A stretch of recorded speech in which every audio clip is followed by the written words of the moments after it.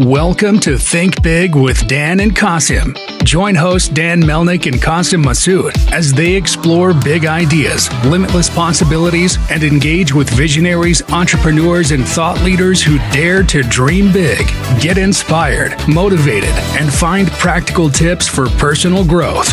Think big, dream bigger, and ignite your potential. All right, welcome to Think Big with Dan and Qasim. I'm Mateen filling in for Qasim today. And our guest today is James. So, James, you want to go ahead and introduce yourself? Tell us where you live and what you do for a living. Sure. So my name is James Pyle. I'm the founder and CEO of Awareness Elevation, and we specialize in certified high performance coaching. And we also coach speakers on how to go speak in schools. So I currently actually reside in Southern California, but I've only been there for about 3 weeks this year. So I've been basically all over the country, speaking in different schools at different events and hosting different workshops that we do. So I just have been staying really busy, and I'm blessed to just have so much opportunity on my plate. Amazing. So, how did you get the idea to start this business? Oh man, great question. Really, this business is a progression of my entire career, my entire life. I started my first company when I was 21 years old, still a senior at university. And I actually kind of went down a little bit of a dark path. I had a lot of success early in my life, and also overcoming a lot of childhood trauma. My coping mechanism was to turn to drugs and alcohol at an early age. Also, because of that early childhood trauma, I became performance oriented. I adopted the belief that I was unworthy and would never be good enough, but the way that I could show that was through performing and doing things. So that really led me along that path of entrepreneurship and making money, chasing carnal desires.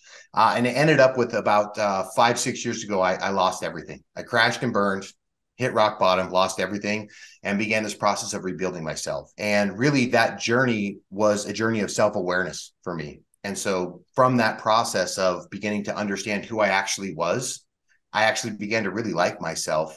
And then I fell in love with myself. And that's really what led us to start Awareness Elevation, to be able to get a message out to people to help them know that no matter what you've been through, no matter, how high or how low you feel right now, you can take control of your life and do the work to build yourself. And by building yourself, you will attract the level of success you desire. That's an amazing message. So, in terms of like your actual business, so can you talk a little bit more about what specifically you do, and I guess what makes you better than your competition? Sure. Well, everything, obviously, right?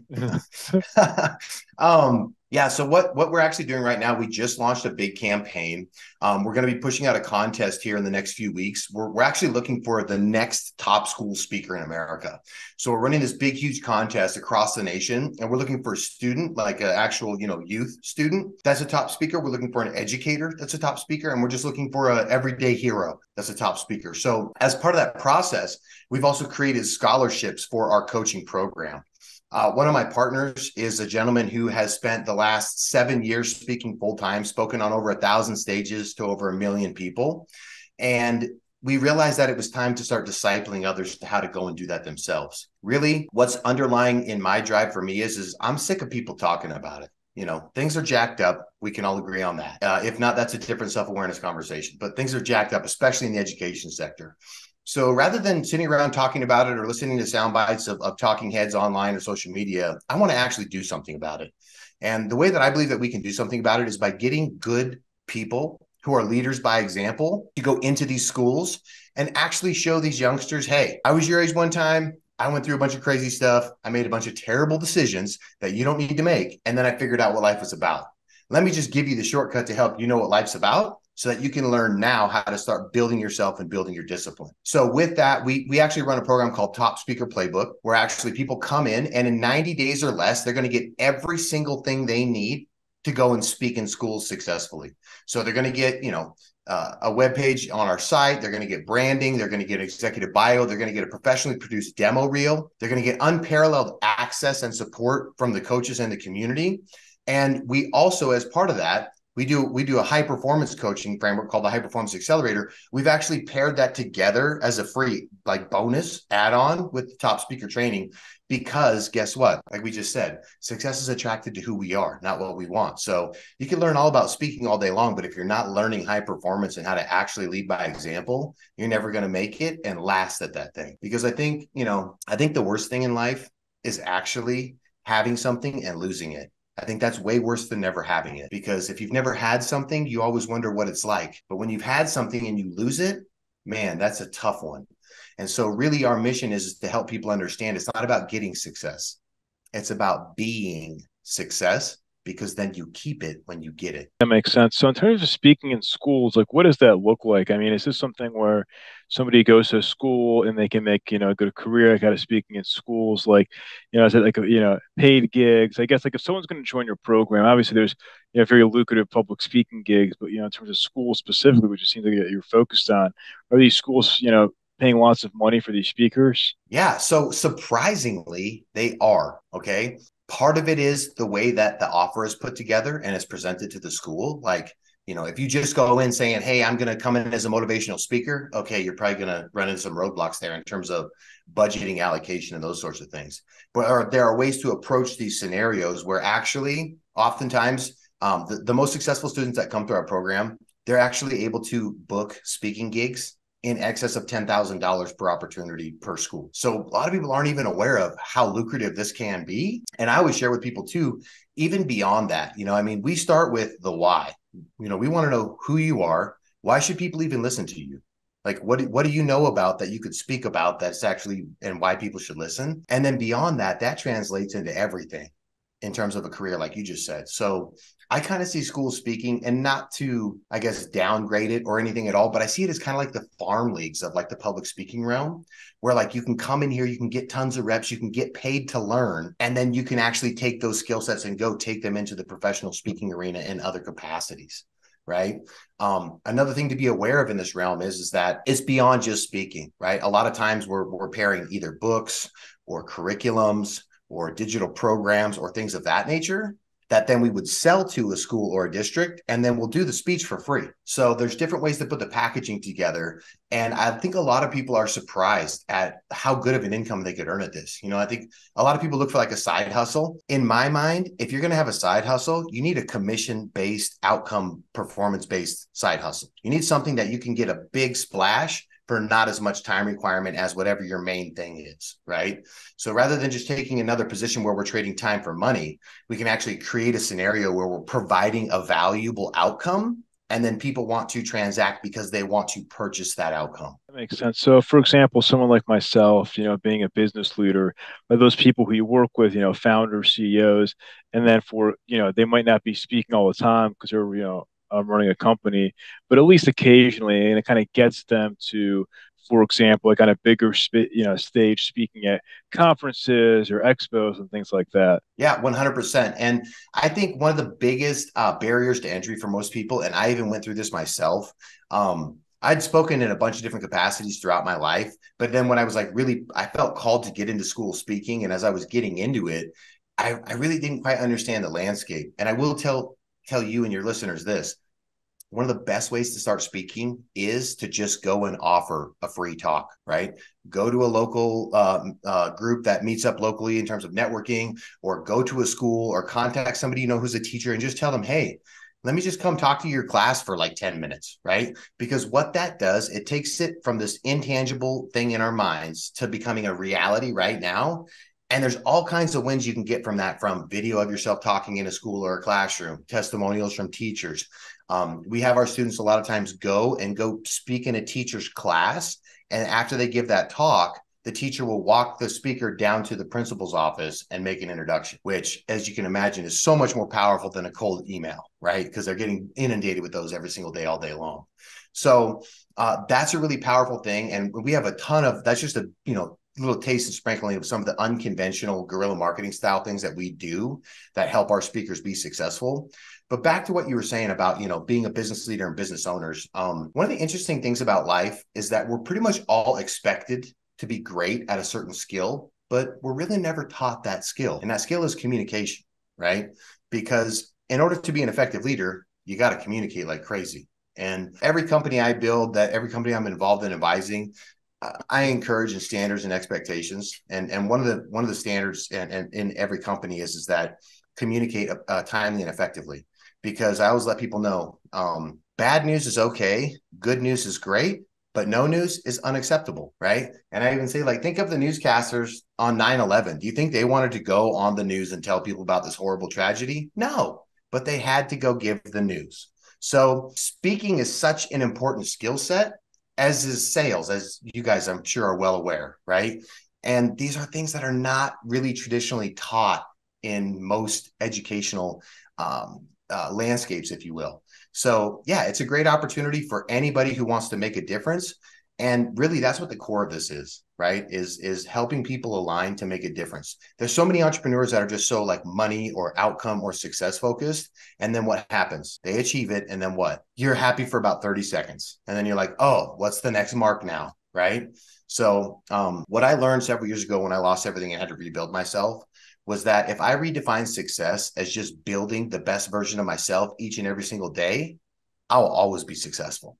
And I focus in building myself by building intangible things that could never be taken from me: character, integrity, discipline, resilience, all of these traits, right?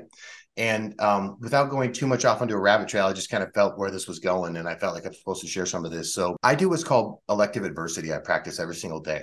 And I choose to put myself into adverse circumstances as often as possible throughout my day on purpose, so that when life hands me adverse circumstances, this is just another repetition, right? Versus most people who, we want things to be easier. We want stuff to go smoothly. We don't want to have struggle and all these things. And then when it hits, decimation occurs, right? And that's really the message I help to help young people to know and understand, and our speakers to know and understand. Is first and foremost, you got to know who you are. When you know who you are, you know why you're here and what to do. And the number one place that everybody in the world has attacked the most since the beginning of time is identity, right? We're all told all this programming and all that affects our identity. So really just choosing a path to be putting good stuff out into the world and focusing on building oneself to be a leader by example, you will impact and affect everybody. So I'll chuck it back to you. I could wax deep on all this stuff. So I kind of just want you to tell me where you want me to go. No, it's good. It's good. I was just curious. So what is the role of technology in your business? Sure. To be perfectly honest, we need to step our game up. We utilize, obviously, tech for automation, for our CRM, for marketing and all those things. Just with the way things have happened, as I'm sure you guys are super versed and well aware in, is with AI and ChatGPT, being able to become an industry leader in terms of developing AI coaching tools, right? So being able to create things and scenarios that can help coaches and speakers get more done in less time. That's awesome. So what specifically do you think the AI can do in terms of helping coaches and speakers do, better at their jobs? Oh man, so much great stuff, from just like the very basics of like idea generation around speaking topics, being able to put a speech in and have it, give you maybe a little bit sexier version of it, put back out, providing those outlines and structures of step-by-step SOPs for how to do certain things. That's the tip of the iceberg. Some more of the other stuff is like synesthesia and some of this deep fake stuff with all the videos and audio. And I mean, stuff is wild now, right? Like it looks really real, So just being able to leverage that stuff to be able to take the inefficiencies out of their work without it becoming a big time suck and a learning curve. Because what is every entrepreneur, and not even entrepreneurs that most people struggle with, is freaking shiny object syndrome. So, it's kind of like, we were even doing some marketing the other day, and I was like, we should just do like a marketing AI tools resource page on our site and have people sign up for this weekly email, like all these other AI tool sources are doing. And it's specifically to coaches and speakers, because that's an easy, easy database to build, an easy thing to provide to people. But that's what people are actually wanting. They're going to be like, oh, wait, your company has the AI stuff? Okay, let me learn from you. Right. So, and that's where I really see a transition happening across the board in the online curriculum, digital coaching space. Because of the accessibility and availability of info, especially from AI, it's less about the coaching and the curriculum, and it's more about the tools and the way to apply what you're being taught. So I'm actually seeing some of the top best people. They've actually taken their super expensive coaching programs, even like, digital marketing type programs, and they've actually made them free because they're selling people the software that will help them use AI and build all this stuff automatically that they're creating for their businesses. That's awesome. So, how do people find out about you? Because I think the service that you're offering has so much value. I mean, there's so many people that would love to learn how to public speak and speak at schools. They have no idea that you even exist. So, how do you like just get the word out about your services? Yeah, totally. So we do a lot of podcasts, content creation and production. We actually do a lot of word of mouth because my one partner who's been in this industry for so long, he has a huge database of people who are interested in speaking and know about him. However, beyond that, really what we've actually been doing with this contest is getting out into the education sector. So then now the students are competing in this contest, the teachers are competing in this contest, they're finding out about these programs and they're bringing that information into the schools. So then now as we're getting this big buzz happening, now more people are finding out about us in an organic matter.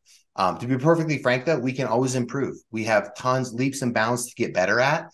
And this is a relatively new program. So we launched it at the beginning of this year. And we had our, if you will, normal trial and errors getting through our initial cohorts of clients. And we're the kind of people we would rather slow down and help less people and actually like get the outcome than just sell a bunch of seats in the program. I don't know. I'm weird like that. I would No, rather, no, I think that's yeah, true. I mean, I think, yeah. we always talk about like, Alex Hormozy talks about this exact model of saying, hey, you're better off, serving less people, charging more, and then being able to really offer the high quality service to have the guarantees and to really focus on this performance that you're talking about. Yeah. And it also has to do with like the underlying mission and vision behind people's businesses and what they're doing. If it's all to serve self, well, then, yeah, you're just going to want to create a bunch of transactions and do a money grab. If you're actually interested in helping other people actually achieve their goals and dreams, you're going to slow down and do like we just said. Yeah, that totally makes sense. So, what would you say is your biggest challenge right now in your business? I would say our biggest challenge right now is actually developing our hierarchy and improving our delegation and increasing our reach for our hiring recruiting systems. Really taking that to the next level to be able to align with more of the people who are in a similar pattern as us that want to buy into our big vision and be able to execute it.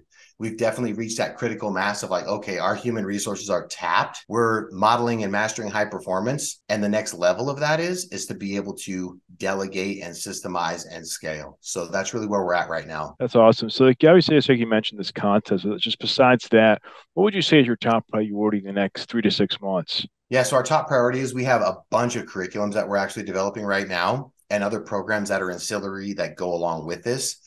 We have several organizations and districts that we're in talk with for doing massive projects where, then it's like we're rolling out programs and curriculum across an entire district and having to do talks at all those schools and trainings for the teachers and everything of that nature.